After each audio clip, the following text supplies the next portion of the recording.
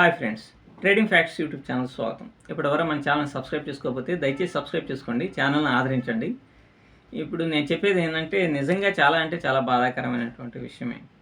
అయితే కొంతమంది పేర్లు కానీ ఇది కానీ మనం అయితే బయట పెట్టడం లేదు. కాపీ ట్రేడింగ్ ద్వారా నష్టపోయినటువంటి వాళ్ళని ఏదన్నా ఎప్పుడైనా సందర్భం ఇవన్నీ వచ్చినప్పుడు అప్పుడు చూద్దాం. ఇప్పుడైతే మనం ఏమీ ఇది కావట్లేదు.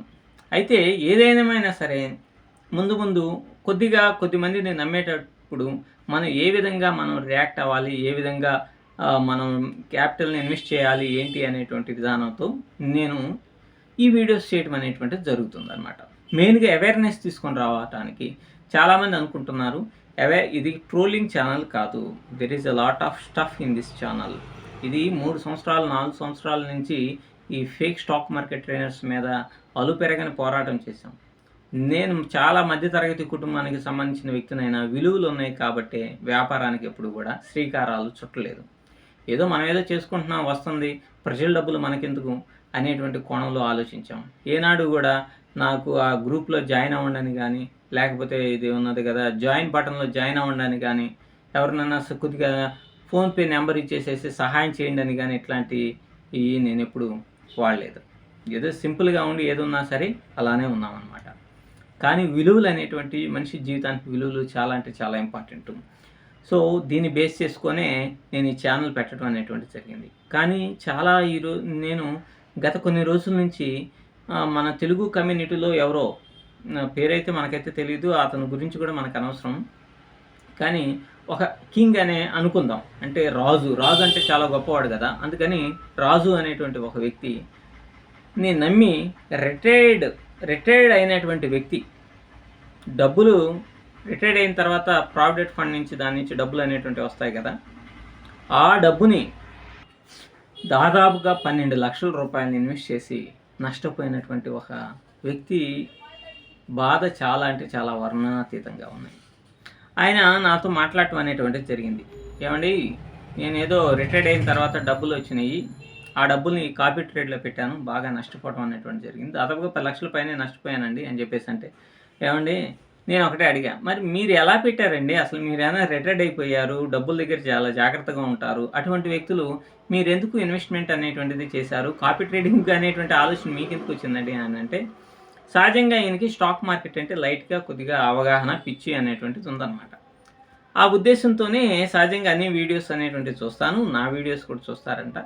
ఈ చూసేటువంటి క్రమంలో స్టాక్ మార్కెట్కే రారాజు అని చెప్పుకునేటువంటి ఒక గొప్ప వ్యక్తి యొక్క వీడియో చూడటం అనేటువంటిది జరిగింది. ఈ రారాజు గారికి నేనైతే మెసేజ్ అనేటువంటిది పెట్టాను, సార్ ఇది అని పెట్టాను, సరే కాపీ ట్రేడ్ మీరు జాయిన్ అవ్వండి అని అన్నారు. మరి మీరు అసలు మెసేజ్ పెట్టాలి, ఏ వీడియో చూశారు అని చెప్పేసి అంటే, దాదాపుగా ఒక నెల 15 రోజుల క్రితం ఎప్పుడో ఒక వీడియో చేశారంట ఈ రారాజు గారు. ఈ రారాజు గారు ఏమని చేశారు అని అంటే, ఎవరైనా సరే కాపీ ట్రేడింగ్ అనేటువంటిది చాలా గొప్ప ఆపర్చునిటీ, నిజంగానే కాపీ ట్రేడింగ్ మంచి ఆపర్చునిటీనే. ఎప్పుడు మీ మాస్టర్ ట్రేడర్ అనేటువంటిది ప్రొఫెషనలిజం ఉన్నటువంటి ట్రేడర్ అయితే, ఆయన ఆ వీడియోలో కాపీ ట్రేడింగ్ అని చాలా గొప్పది, మీరు ఎఫ్డీలు ఫిక్స్డ్ డిపాజిట్లు చేస్తారు, సరిగా రిటర్న్స్ రావు, ఇంకోటి చేస్తారు, సరిగా రిటర్న్స్ రావు, కానీ కాపీ ట్రేడ్ కనుక ఇదైతే మీకు ఎప్పుడూ లాభాలే వస్తూ ఉంటాయి. కాబట్టి రిటైర్డ్ అయినటువంటి వాళ్ళు కూడా, పెన్షన్ వచ్చేటువంటి వాళ్ళు కూడా నాకు కాపీ ట్రేడ్లో ఇన్వెస్ట్మెంట్ అనేటువంటిది చేయండి, మీకు అద్భుతమైనటువంటి ప్రాఫిట్స్ అనేటువంటి వస్తాయి అని చెప్పేసి సదరు వ్యక్తి ఖచ్చితంగా ఒక నెల 15 రోజుల క్రితం వీడియో చేయడం అనేటువంటి జరిగిందట. దాన్ని చూసి ఆయన అప్రోచ్ అయ్యి ఆయన ఇన్వెస్ట్మెంట్ అనేటువంటిది చేయడం జరిగింది. అంటే ముసలోళ్ళని, రిటైర్డ్ అయినటువంటి వాళ్ళను కూడా వదలకుండా, అంటే ట్రేడింగ్ అంటే ఇక లాభాలే వస్తాయి, ఇప్పుడు అంటున్నారు రారాజు గారు నష్టాలు కూడా వస్తాయి అని. మరి మీరు అంత కాన్ఫిడెన్స్గా మీకెందుకు, మీరు పెట్టండి. చాలామంది ఉన్నారంట రిటైర్డ్ అయినటువంటి వాళ్ళు పెట్టినటువంటి వాళ్ళు. అసలు రిటైర్డ్ అయినటువంటి వ్యక్తులను కూడా నువ్వు వదిలిపెట్టలేకపోయాడే ఈ రారాజు గారు అంటే, ఏదైనా సరే అసలు ఒక అర్థం పరమార్థం ఏమన్నా సరే ఉన్నదా? రిటైర్డ్ అయినటువంటి వాళ్ళు పిల్లల మీద డిపెండ్ కాకుండా ఆ డబ్బుల్ని జాగ్రత్త చేసుకుంటే జాగ్రత్త బ్యాంకులో వేసుకొని ఇచ్చేసుకుంటారు. అట్లాంటి వాళ్ళు ఏం చేశారు, ఈయనేమంటాడు, సార్ ఫిక్స్డ్ డిపాజిట్లు వేస్తే రిటర్న్ తక్కువ వస్తుంది, ఇతనైతే బాగా బాగా తీసిస్తాడు అని చెప్పేసి మేము అనుకున్నాము. మరి ఎంత వచ్చిందాయా నీకు వేసినప్పుడు ఏంది అని అంటే ఒక 30,000 రూపాయలు మాత్రం వచ్చినాయి అంట. ఈ 30,000 వచ్చేసరికి మీరు వేయండి తీసిన డబ్బులు దాంట్లోనే కొట్టండి, మీరు వేయండి అని అంటే ఏమైంది? ఆఖరికి 12 లక్షల దాకా వేయటం, ఆఖరికి 11 లక్షలు 11.5 లక్షలు ఎంతో పోవటం, ఒక 50,000తో బయటపడటం అనేటువంటిది జరిగింది. ఆ 50,000 ఇంకా ఉంచితే నా అకౌంట్ మొత్తం వైప్ అవుట్ అయ్యేది సార్. చాలామంది అకౌంట్స్ మొత్తం వైప్ అవుట్ అయిపోయినాయి. ఎంత డబ్బులు ఉంటే అంత కౌంట్ వరకు అకౌంట్స్లో ఎగ్జిక్యూట్ అయిపోయినాయి. అంటే ఇప్పుడు నువ్వు 10,000 తీసుకున్నావు, ఇంకా సిప్ సిస్టమ్ అంట. దీంట్లో సిప్ సిస్టమ్ ఎట్లా ఉంటుంది? క్రిప్టో కరెన్సీలో నువ్వు 1:200 లెవరేజ్ తీసుకుంటూ సిప్ సిస్టమ్ ఎట్లా ఉంటుంది? నువ్వు సిప్ సిస్టమ్ అనేటువంటిది అమౌంట్ ఆఫ్ మొత్తం అమౌంట్ని ఇన్వెస్ట్ చేసేటట్టయితే ₹1,00,000 స్టాక్స్ ఉంటే ₹1,00,000కి నువ్వు కొనేటట్టయితే అది సిప్ సిస్టమ్ అయింది. నువ్వు ₹1,00,000 స్టాక్స్ ఉంటే ₹5,000 పెట్టి ₹1,00,000 స్టాక్స్ కొంటే అది సిప్ సిస్టమ్ ఎట్లా అవుతుంది? అందుకనే మటాష్ అని అందరూ కూడా నాశనం అయిపోవటం అనేటువంటి జరిగింది. నిజంగా ఈయన యొక్క బాధ చాలా అంటే చాలా వర్ణనాతీతం. ఎప్పుడైనా సరే ఇండియన్ మార్కెట్లో మీరు సిప్ సిస్టమ్ని ఫాలో అవ్వాలనుకున్నారు, ఇండియన్ మార్కెట్లో పెట్టుకోండి. ఇప్పుడు గతంలో ఏమైంది? టాటా మోటార్స్ కానీ, టాటా స్టీల్ కానీ, లేకపోతే ఇంకోటి కానీ మంచి బ్రాండ్ ఉన్నటువంటి వాటిలో ఇన్వెస్ట్మెంట్ చేస్తే ఎంత రిటర్న్స్ వచ్చినాయి? Slow and steady wins the race. అంతేగాని రోజుకు 25,000, 10,000, 20,000 వీళ్ళు చెప్పడం కూడా అట్లానే ఉంది. కనీసం 10 లక్షలు ఉంటే ఇప్పటికీ కూడా అడుగుతున్నారు, 10 లక్షలు ఉంటే ఇన్వెస్ట్ చేయండి, 10 లక్షలు ఉంటే ఇన్వెస్ట్ చేయండి. 10 లక్షలు ఉంటే అవుతుంది, వచ్చేస్తాయి డబ్బులు. ఇదే కాపీ ట్రేడింగ్ అంటే. ఈ వ్యక్తికి ముసలి ఆయన 68 సంవత్సరాలు ఉండేటువంటి వ్యక్తి, 67 సంవత్సరాలు ఎంత ఉండేటువంటి వ్యక్తి, రిటైర్డ్ అయ్యి 3 ఏళ్ళు అవుతుందంట. అంటే 63 సంవత్సరాలు ఉండేటువంటి వ్యక్తి.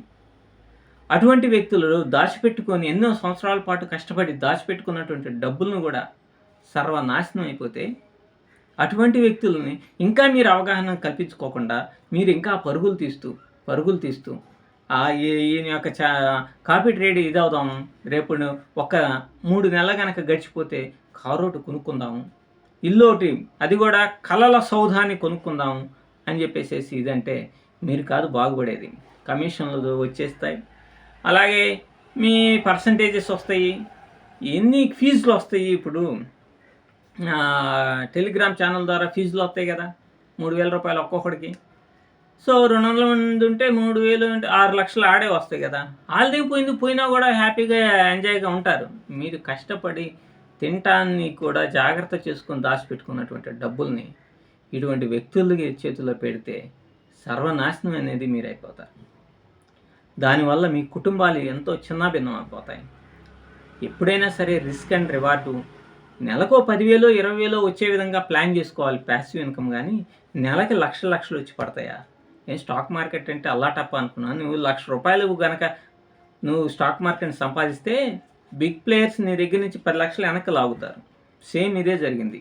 అయినా ఇన్వెస్ట్మెంట్ మొత్తం 90% కూలిపోయేటువంటిది ఇది ట్రేడింగా, కాపీ ట్రేడింగా? కాపీ ట్రేడింగ్ అంటే నథింగ్ బట్ ఇంట్రాడే ట్రేడింగ్. సాయంత్రానికో స్టాప్ లాస్ని, టార్గెట్స్ను పక్కాగా మెయింటైన్ చేసే ట్రేడింగ్ అనమాట. కాబట్టి మై డియర్ ఫ్రెండ్స్, అందరికీ కూడా నమస్కారం చేసి నేను చెప్పేది ఒకటే, ఇటువంటి వ్యక్తుల్ని మీరు నమ్మి కొత్తగా వచ్చేటువంటి వాళ్ళైనా సరే ఇటువంటి వ్యక్తుల్ని, ఈ విధంగా మోసపూరితమైనటువంటి మాటలు చెప్పేటువంటి వ్యక్తుల్ని మీరు ఎప్పటికీ నమ్మవద్దు. ఇటువంటి వాళ్ళ జోలికి వెళ్ళవద్దు.